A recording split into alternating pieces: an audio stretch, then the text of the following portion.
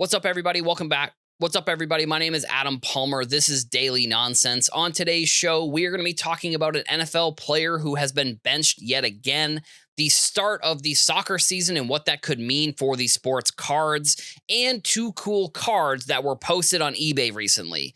If you like this video, make sure you hit the like button. And if you're a new viewer, make sure you hit subscribe so you don't miss any more Daily Nonsense content. Let's get into the episode. As we get closer to the start of the NFL season, there probably will be other stories that are kind of similar to this. This is probably going to be one of the extreme examples, but the news has come out that Daniel Jones is going to be the starter for the Indianapolis Colts over Anthony Richardson.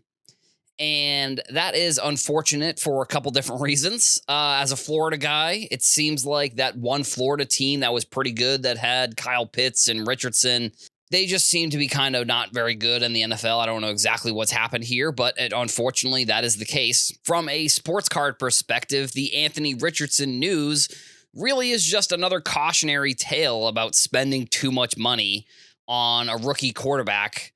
Richardson is actually one of those examples that, like, he really maybe never should have been a guy that people were buying a lot of.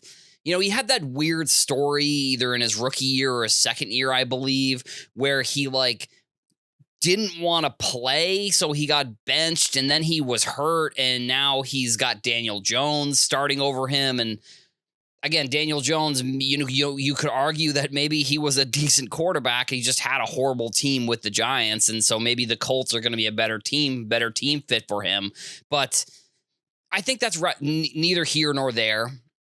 I think, unfortunately, for people who were buying a lot of Anthony Richardson, I believe he has over 20 cards that were over $10,000. I think that was the statistic that I saw. It's another reason why I think baseball has taken a big step up in terms of where it's at in the sports card industry. Anthony Richardson is a player that a lot of people were spending a lot of money on. And now that he is the backup, who knows what's going to happen to him throughout his career. Now, I think I also want to say that, if you look at a player like Sam Darnold, for example, he just is horrible. He's not good. And then he has a great season with Minnesota. And now he's the starter in Seattle. So that will be very interesting for him there. So who knows, really? And Baker Mayfield is maybe another example, but it's there are quarterbacks who have these careers that don't pan out, that if you are buying them as a rookie, I don't even know. I don't know what the chances are, 50%, maybe it is. It just seems like going back to a bunch of these draft classes, you look at the quarterbacks that ended up panning out, and it seems like almost none of them did.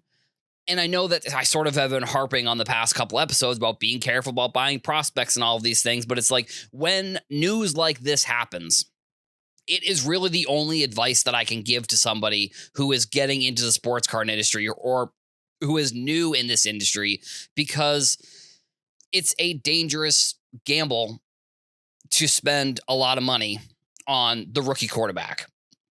I think that you have other opportunities to spend money in places that, again, less risk, you have less upside, but it's if you're buying Anthony Richardson, for example, after his rookie season, it feels like all you're buying is risk. It feels like the upside, the money that you're spending is just not comparable to the amount of risk that you are taking.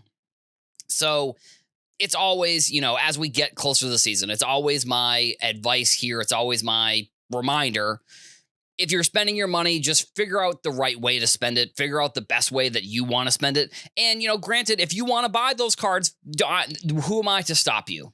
That's sort of one of the things that I have kind of accepted in this industry is no matter how much advice I give, no matter how many reminders I give people, they're just going to spend the money the way that they want to. So, if that's the case for you, then go for it. Buy JJ McCarthy, buy any of these new rookies, buy Caleb Williams, buy any of these new rookies. I don't really, it means nothing to me. I'm not going to be buying them. So, it is a cautionary tale of a quarterback who had a lot of potential coming out of college, but the college game and the pro game is just completely different. And we don't know who these players are. So it's who knows if Anthony Richardson just looked at it and said, I'm good. Like, I got my money for my rookie contract.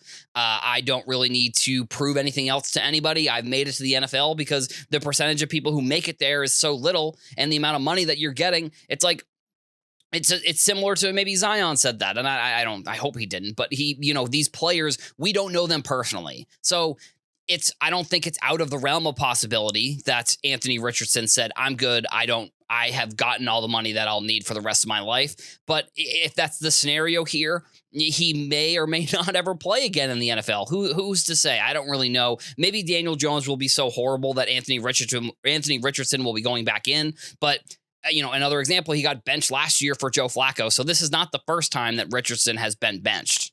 On a previous episode, we talked about the debut of Son Heung-min Son. I know that people were commenting that I pronounced it wrong. I saw people pronouncing it both ways. So I'm just going to pronounce it how I think to pronounce it at the time. But he made his debut for LAFC. Now we have for Vancouver, Thomas Müller from Germany. He has also made his debut here in the MLS. And one of the things that I thought was interesting overall was just the soccer market has taken a little bit of an uptick.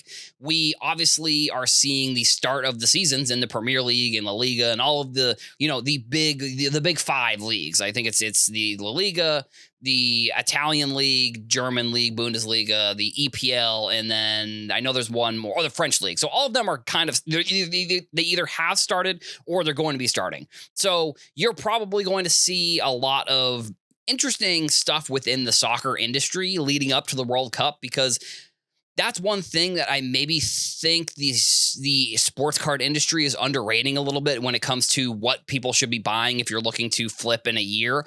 Is the World Cup is going to be the fact that it's in the United States is going to be insane. And, you are going to be able to, maybe you won't financially because the tickets are so expensive, but you'll be able to see these games and go to these games when they're being played.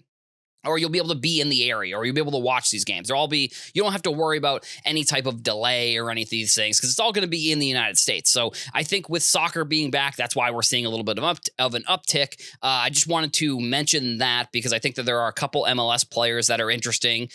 Kevin Sylvia, he plays for Philadelphia. Somebody who at some point I had saved somewhere, and he finally made his debut. So he's going to be a rookie in this year's upcoming MLS products. That's going to be a big player. And, just overall MLS, I have always found it very interesting. And soccer as a whole, as we lead up to the World Cup, I think is going to be something that if you have not started to figure out how soccer works, I think it's something that you should probably start looking into.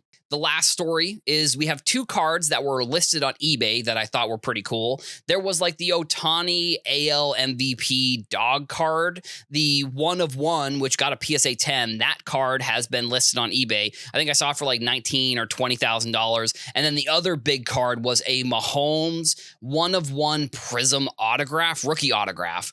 That one was listed for $5 million. So I don't know if that's what that's going to sell for.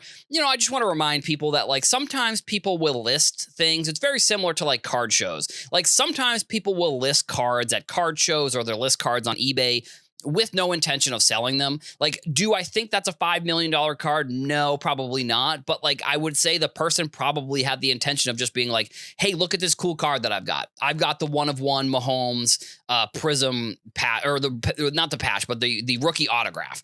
So that's a massive card. And is that $1 million card? I would say probably. But do I think that this person is going to be selling it anytime soon? No, I don't think that. I think that they're more just listing it to list it because it's a cool card.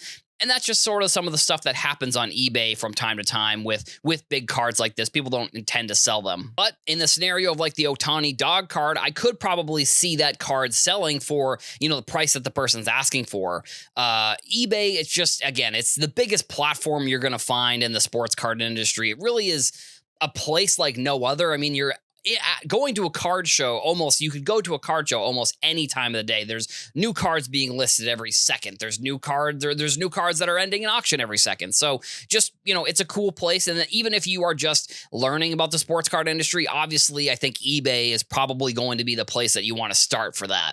That's all we've got for today's show. Make sure you leave a comment. Let us know what you thought about today's topics, and come back here every day on the Sports Card Nonsense YouTube channel for daily nonsense. Thank you all for watching, and I'll see you in the next one.